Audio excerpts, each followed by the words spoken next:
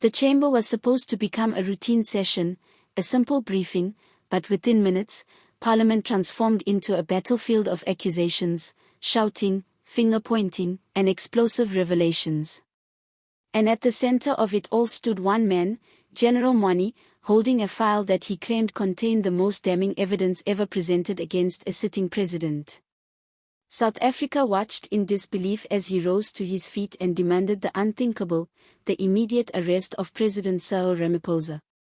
Before we unpack this dramatic moment and everything that followed, make sure you subscribe to the channel, hit the notification bell, and stay tuned so you never miss breaking updates like this one. Tension was already thick in the air before Mkhwanazi even spoke. Parliament had been dealing with weeks of political pressure, corruption allegations, and internal ANC fractures that threatened to tear the ruling party apart. But no one expected what happened next. As MPs settled in, Mkhwanazi stood, raised a thick brown envelope above his head, and declared, "South Africa has been lied to. This government has been captured by corruption at the highest level. Today I am asking this House to authorize an arrest warrant for President Cyril Ramaphosa." Instantly the entire chamber exploded. Some MPs shouted in approval, some screamed in disbelief, and others rushed toward the podium demanding he retract his statement. Security had to push back MPs from both sides of the aisle. The speaker struggled to maintain order as the entire room descended into chaos. Once order was briefly restored, Mkhwanazi continued, revealing what he claimed was newly uncovered evidence linked to ongoing fraud investigations, documents, financial trails, and classified reports pointing to alleged misuse of government funds, suspicious transfers overseas, and involvement of multiple high-ranking ANC officials.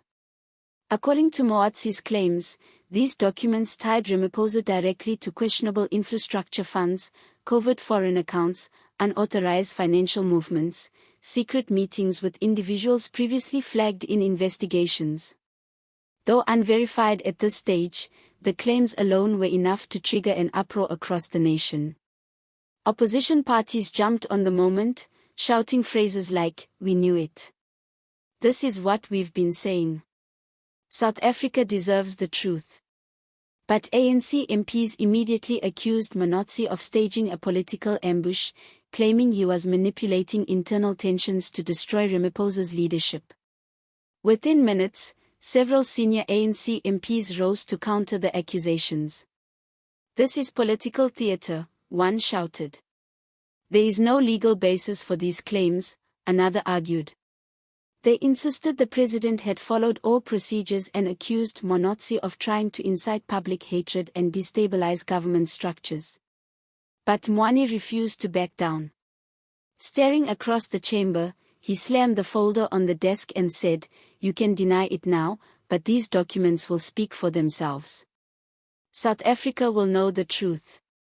His defiance only inflamed the situation further, leading to more shouting, walkouts, and emergency consultations within ANC benches. As footage of the parliamentary meltdown circulated online, social media exploded with reactions. South Africans were divided. Some believed Mkhwanazi had finally said what many had been thinking, that there must be accountability for corruption scandals that keep emerging around the presidency. Others felt this was nothing more than political sabotage, a desperate attempt to topple Ramaphosa amid growing faction battles within the ANC.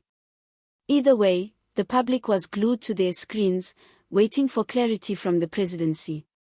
Within hours of the eruption in Parliament, Ramaphosa's office issued a short but firm statement calling the allegations baseless, reckless, and defamatory.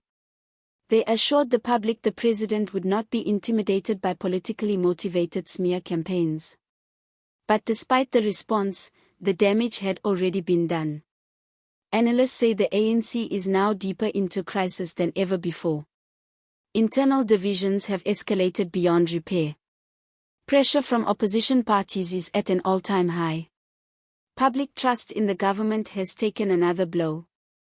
Most importantly, demand for an arrest warrant regardless of its legal validity has ignited a national debate that will not die down anytime soon.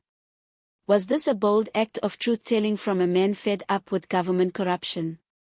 Or was it a calculated political strike meant to collapse Ramaphosa's leadership once and for all? As new information unfolds, one thing is certain. South Africa is entering a new era of political instability, and this moment in Parliament may be remembered as the spark that lit the fire. If you've watched this far, make sure you subscribe, like, and turn on notifications so you never miss major breaking updates on this unfolding story. This is only the beginning, and we'll keep you updated every time something new drops.